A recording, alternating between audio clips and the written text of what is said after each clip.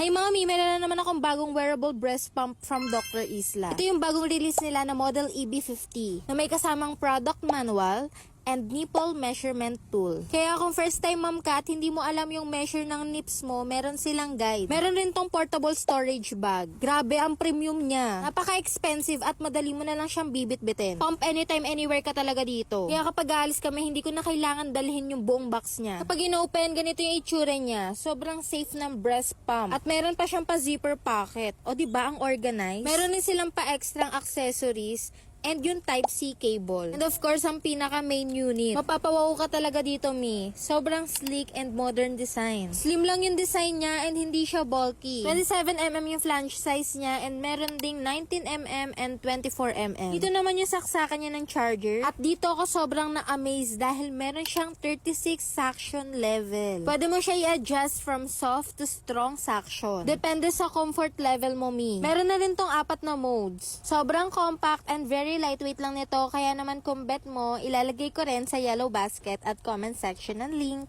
Yun lang, bye na!